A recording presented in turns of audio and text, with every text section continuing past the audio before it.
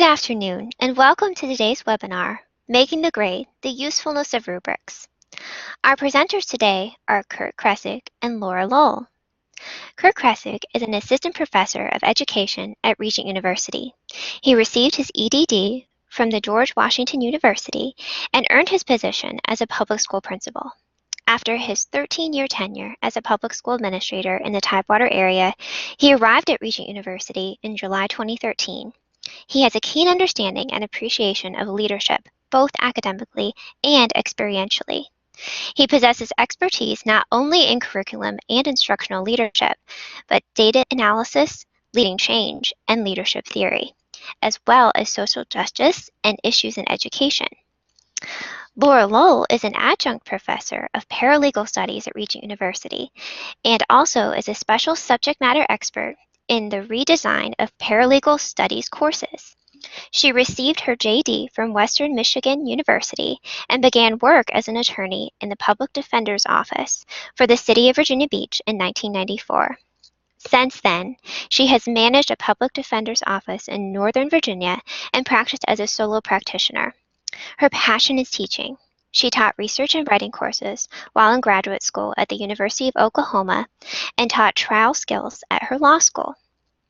If you have questions during the webinar, please raise your hand using the raise hand icon in the bottom middle of your screen, or type a question into the chat tool on the bottom right of the screen. I would like to begin our webinar with a brief poll related to rubrics. And as we go through the agenda today with our webinar, we will be exploring the possibilities of rubrics, rubric applications, and most importantly, faculty examples of rubrics, so you can see firsthand how these principles are applied and what excellent work is being done by your fellow peers at Regent University. So let's begin with a brief poll. I'm going to set up a quick poll, and I'd like you to think about which of these elements do you associate the most with rubrics? Do they provide a clear structure for communicating feedback to students? Or maybe how it communicates instructor expectations to students? Perhaps how rubrics contribute to making grading more efficient? Or how they provide an assignment framework for the students to work from?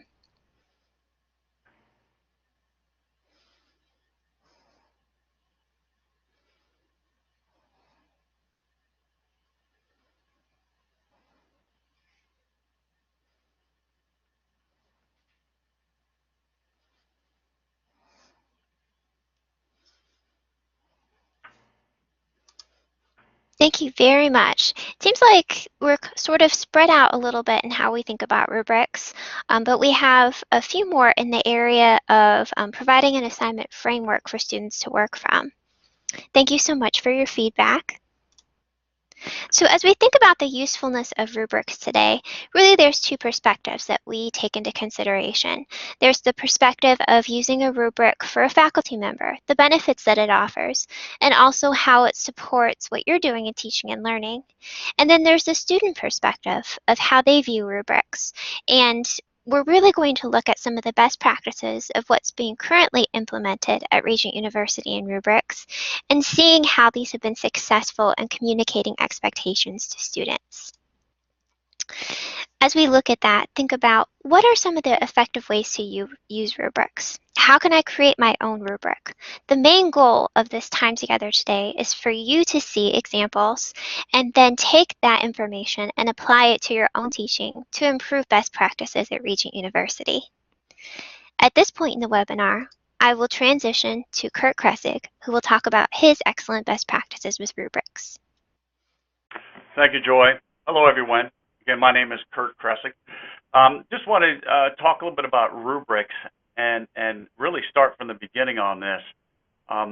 There is a push for the university right now for all program faculty to develop rubrics for course application, usually performance tasks, or it could be a presentation in class, what have you. But I will say that the rubric will give you confidence and give your students confidence. That's the number one thing when you look at the upfront cost as far as your time to develop a rubric. It pays dividends in the end. You know, when you begin with an end in mind, when you think about your performance task or whatever it may be, and you think about the exemplar of what that performance task is, and you start to develop that rubric, that's going to give you confidence and your students confidence as you move forward with grading, with your students completing the assignment, and it will also cut down on a lot of questions when it comes to tasks that may seem a little abstract if there's no rubric. But let me go over a few things. Most of what we're going to be talking about is going to be an analytic rubric. I mean, there are holistic rubrics out there, very similar to, you know, how you rate maybe service, whether it's fair, poor, above average, whatever it may be. But analytic rubrics are basically what you're going to find in most classrooms, and it's not difficult to start with that. Again, whenever you decide to tackle a rubric, and there's a lot of information out there on the internet, a lot of programs that you can use with different scales, different criteria, but develop your own. That's one of those things. It's real easy to go out there and find a rubric that somebody else developed, but you don't have ownership of that rubric. So it really needs to start at home when you make your own rubric, and it's not difficult. Don't overanalyze it. Don't overthink it. Don't make it so specific that fatigue sets in. Rubrics should be somewhat generalizable for all the categories as you move through. And let me just talk real quick about the analytic here. The components of an analytic rubric, you have your task description, whatever that might be, your assessment criteria, and your performance levels. For instance, if I'm a classroom teacher and we are doing lesson plan presentations, let's say I have a group of teachers develop lesson plans to teach fourth grade science. My task description would be you are going to present your lesson plan to the class with these assessment criteria. I would have criteria about their physical presentation, where they stand, how they present, how they articulate, how they make eye contact with the group, and then also components for the lesson plan itself. Did they write the objective for the lesson plan? Do they have some sort of group activity for the students, etc.? And performance levels. I can choose my own performance levels. Am I going to have a scale that is, 1 through 5, and 1 being that the student may be at the novice level, where 5, they're at the expert level? Or I could use, there's so many different scales. It doesn't have to be numbers. You could use highly achieved, moderately achieved, or just achieved, what have you. The advantage of this, it provides a judgment for you for each criteria. The disadvantage, like I said, this is an upfront cost, time to develop that rubric. Most of what you're going to find out there on the internet, if you go out there and search, are going to be very generic rubrics that can be generalizable to a class. But eventually you want to take something that's generalizable and really make it more specific. And here's another thing. Why not get your students involved in developing a rubric for one of your course assignments? We're not talking about a rubric for a weekly quiz. We're not talking about a rubric for maybe an essay question. What we're looking at is some sort of performance task in the course that you're teaching. What is the ultimate goal that the students need to present or portray or demonstrate to you that will help you to determine whether or not that they got the key information in that course? Take a few minutes, whether it's an online course or a face-to-face, and talk to the students about that and have them develop a rubric with you. The kids will have buy-in with that. It'll be easy for them to move along as they transition from step to step to step with their rubric. I'm going to slide to the next one real quick. Here's a holistic. Here's an overall. This is a single scale with criteria. This is the other one. First one I talked about was analytic. This is holistic. The advantage here is very easy to develop, but it doesn't provide specific feedback for the student. Now, I would use something like this if I was doing peer evaluation. In other words, if I had a group of students working on a project, maybe at the end of that project, I would have them evaluate each other on how much they maybe participated or produced for the group with whatever project that was. That would be a good idea to use a holistic rubric for something like that, some sort of peer evaluation. But I would not use a holistic rubric if I was trying to grade a presentation, student presentation, or some sort of student work like a lesson plan. Although there's models and things to follow, it's very difficult to give specific feedback. Remember, your feedback to students needs to be timely and specific, and rubrics help accomplish that. Here's an example that Professor Gould uses. This is Understanding by Design Lesson Design Standards rubric. And if you take a look at it, left-hand column, she has the quality, and that's the expectation for what the students produce. And then you have your levels, and you can see here the levels are, it's a range. You've got 1 point, 2 to 3 points, 3 to 5 points, and it's okay to do a range. Regardless of the rubric that you develop, you're going to have, it's going to be subjective based on what you're looking at, what you're grading. There's still going to be some gray areas. It's not black and white. Remember I said earlier that when you develop a rubric, keep it simple in the beginning, make it easy on yourself, slowly begin to refine it and make it more specific about the targets that you're looking for. You will still get questions from students on it, but the more specific it is, the more students will understand exactly what they are supposed to do as they move forward with whatever the assignment is. Another example here, this is one from UIS 350, which is the Technology and Education course. And this is a little more generic, but there's a description, and you have the Likert scale at the top: exemplary, effective, minimal, and unsatisfactory. So you are welcome to take a look at these different criteria. And again, it's fairly simple to develop a rubric when you have your items that you're analyzing, that you're going to be grading, and once you write that descriptor, you're taking a look at the different levels. Is it exemplary? Well, the exemplary category is going to have exactly what I expect the student to produce, or almost an itemized list. These are the things that you need. The next level, that's effective, they didn't quite reach that. Maybe they only got about 75% of my expectations. So there's a lot of, as you go through and gather up information on rubrics, there's a lot of information out there. But again, start small, start easy, and get your students involved with the rubrics from the get-go. They can help you develop them. You can, in a group discussion, you can have a student become a recorder and take the notes, etc. So this is also about working smarter and not harder as we move forward with rubrics.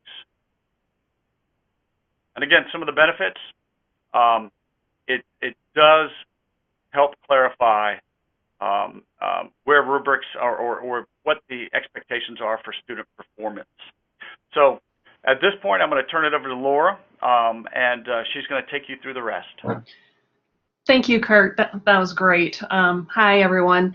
I have outlined a couple of things that I think are important on this first page that you see. The benefits to the student are kind of where I started, because as I was creating rubrics, I found that I needed to stop and think about the student first to see what they were going to be making of these rubrics.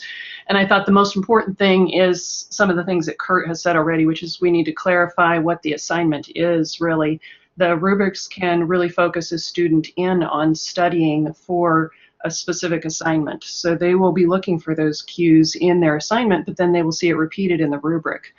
The other thing that I find helpful with my students is that they want to know how they're being graded in a fair way, and the rubric provides a more objective standard. They see exactly what the expectation is, and they can decide whether they want to live up to different parts of that expectation.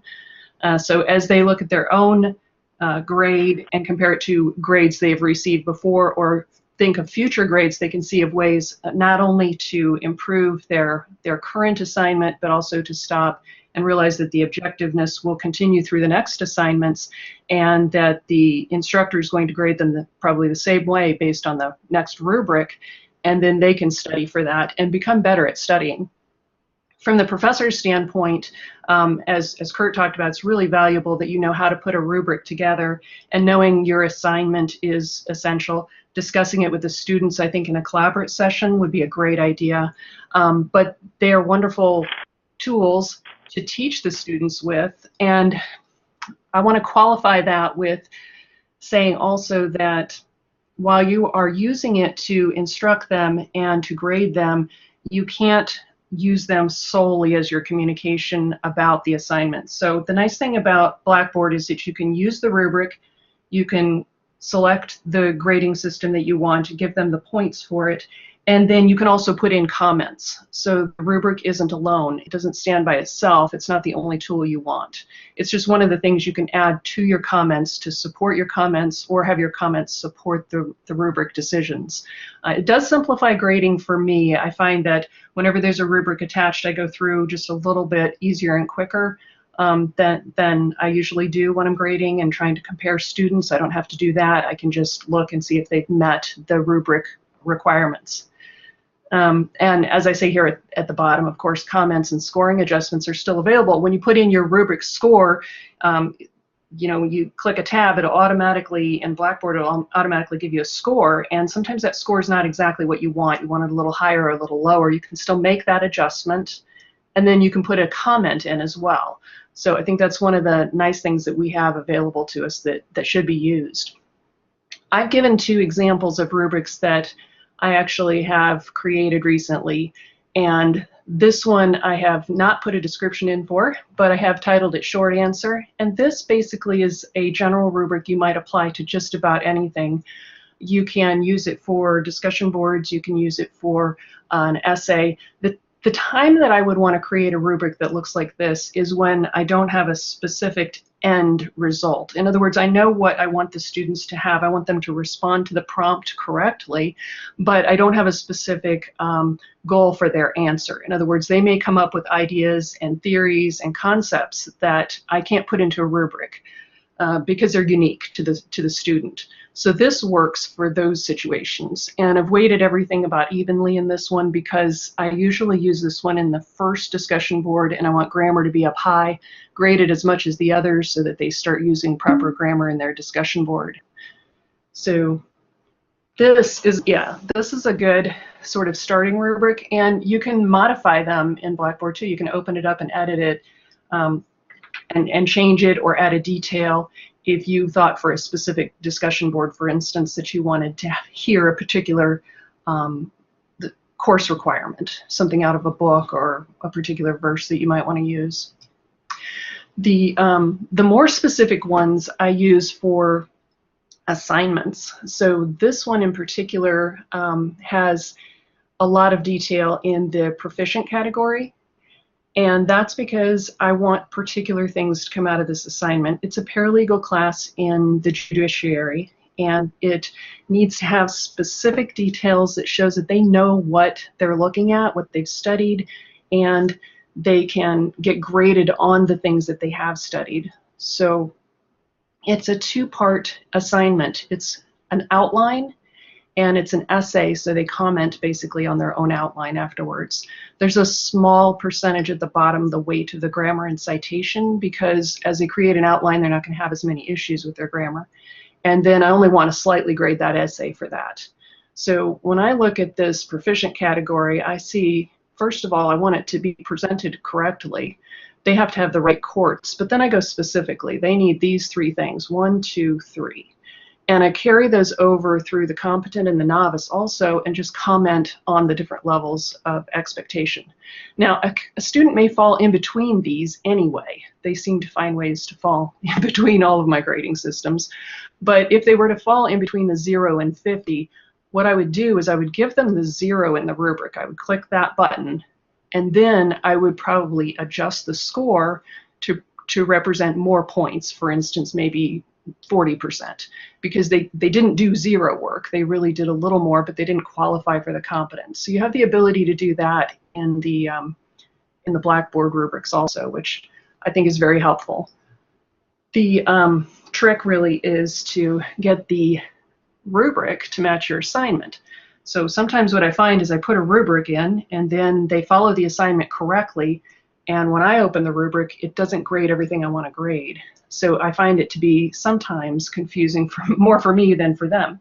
So really what happens is they open it up and look at it and make sure their assignment follows it, and then I think later, oh, I know what I really meant to put in there. So I think sometimes what happens with rubrics is that you start with one and you think it's perfect, like this one, and then you deploy it to the students, They try it out, they come up with something else, and then you can go in and modify this one afterwards because you see that there's one or two things that they thought of that you didn't think of, or things that were more essential in the assignment that you meant to put in there.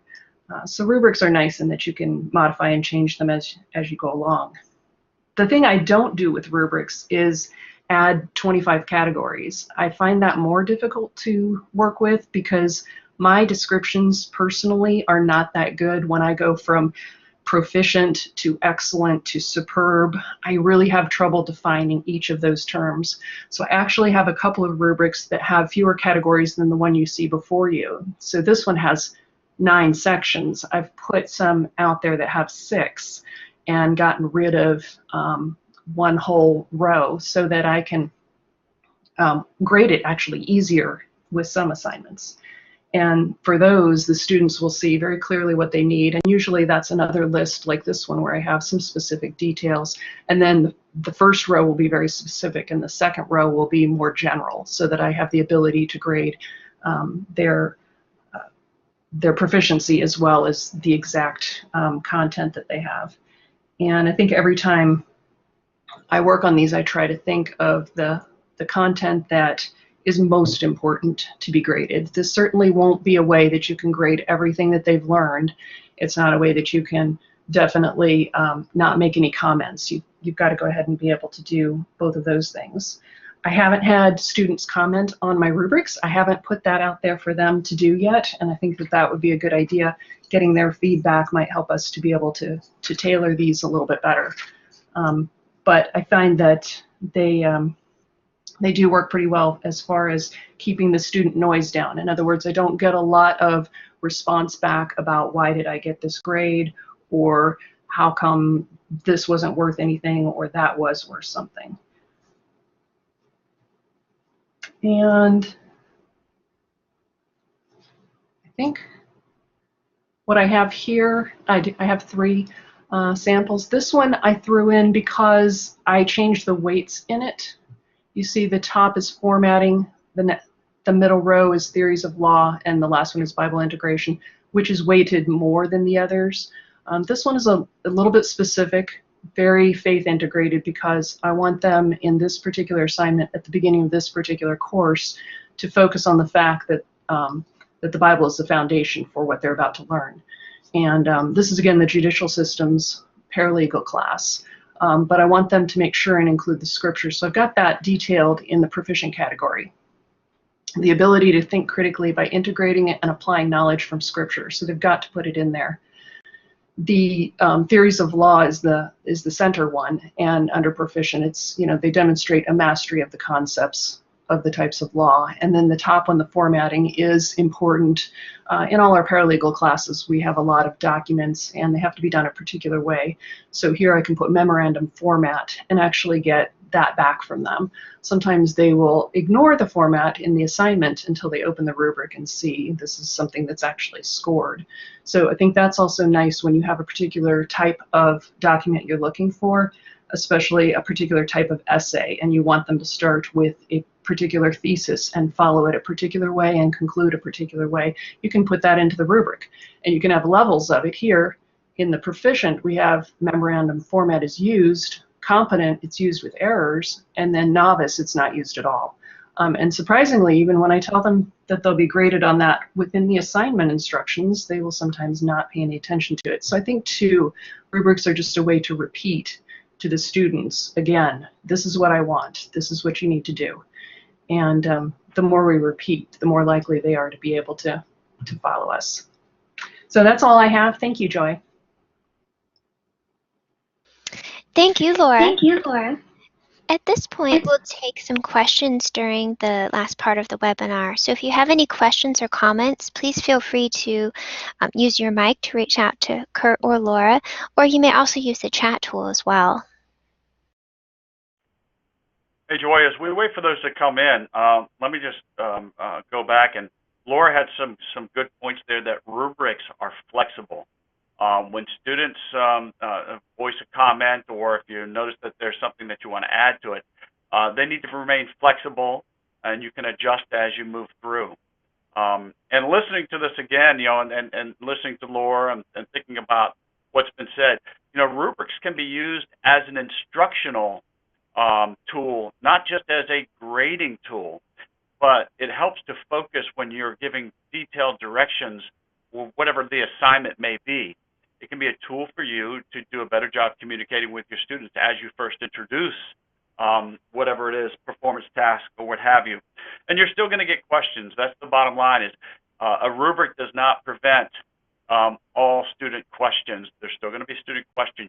The rubric is never going to be so specific and exhaustive that it answers everything. So just be mindful that you will have to give students appropriate feedback when something comes up with a rubric.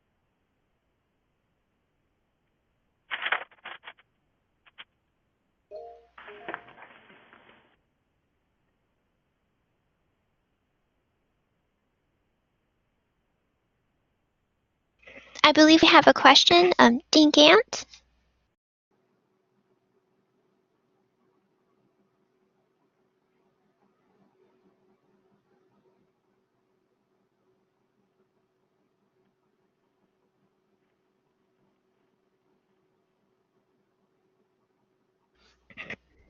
Did you have a question for Kurt or Laura?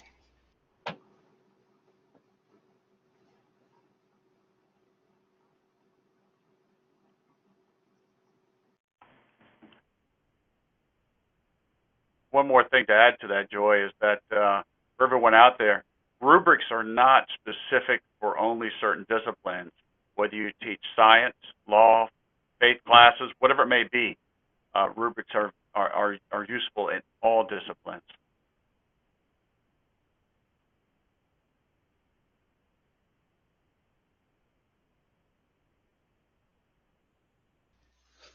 Thank you, Kurt. That was very valuable information. Do we have any follow-up questions based on that or some of the other topics, or any follow-up comments?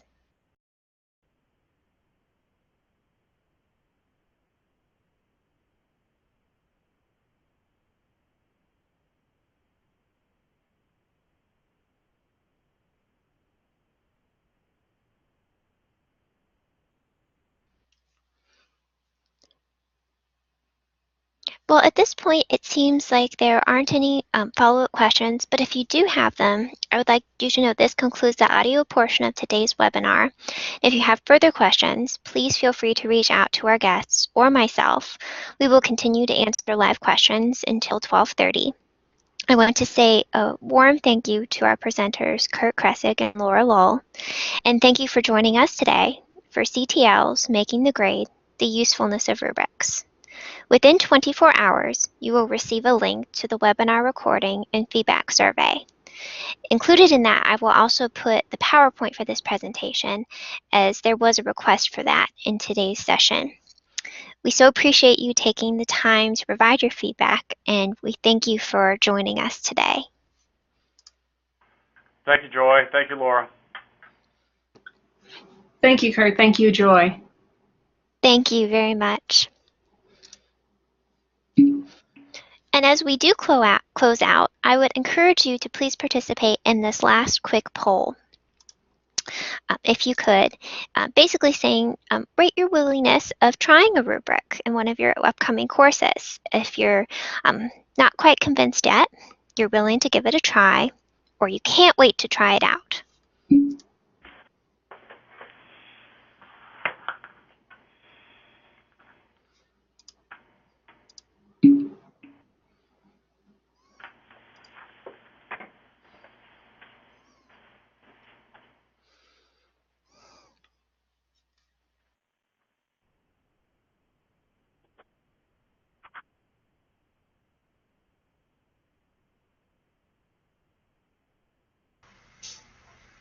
Hello, this is Melody. Can you hear me? Yes, we can, Melody. How are you doing today? Fine, thank you. If you'll just give me a minute, I'd like to share that we did have, thank you very much, a majority of you willing to try out rubrics. We're so excited. Did you have a question, Melody? As we're closing, did you have a follow-up question for Kurt or Laura or myself? Well, when you were speaking about CTL, I wondered if you knew what the view is for the students when they look at the rubrics. I have mine made and integrated into my assignments. And once in a while, I'll find one in a group that isn't even looking to see the feedback until well into the 6th week. And I have them integrated and I'll put in feedback and details. I'm wondering if you can show, um, since I don't have a student account, I can't see, of course I can look at the student view, but I can't see what they have to click to see the rubrics. Do you have anything on the Blackboard information for that? That I could give them like details, go to your grade, click this, click that, and to be sure that they're looking. Now we have the box too, where you can insert into the paper and do comments. So do you have anything like that from a Blackboard perspective? Hi, Melody. Traditionally, students can view the rubrics right through the Grade Center. If you use the rubric tool, they are integrated directly into the My Grades area, and students will be able to see that. And if you need additional help with that, I do encourage you to reach out to CTL, where we can help walk you through setting it up in that process. And to make sure that students know they are there, I would encourage you to put that in your course syllabus and also in some of your assignment descriptions so that they know that those are included. And you can also take the rubric and include it in other places. So feel free to reach out to us if you need help with that process, but that is where they view it. They view it in the Grade Center. Okay, I'll tell, yeah, I do let them know that from the very beginning that it's integrated and it's in there. And sometimes, you know, like I say, I'll have one that they say that they can't view it. I will reach out to CTL because I'm wondering if some of them are trying to view it from Google Chrome or maybe their phone, because I do let them know, and I'm wondering if they're trying to do it from a tablet that doesn't have the capability. Thank you. Yes, you always need to consider multiple devices and multiple types of browsers. And we can help investigate some of that with you in the future just to make sure that they're getting the correct communication, also that they're getting the right setup for that. So, good question. Thank you very much. And thank you all for your time today. We wish you a wonderful afternoon. And once again, this information will be sent in a follow-up email along with the recording for the webinar. Excellent. Thank you, Joy. Thank you. Thank you, Kurt and Laura, for Bye-bye. joining us today. Thank you. Thank you, Joy.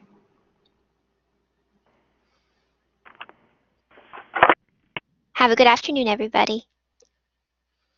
Bye, Joy. Goodbye.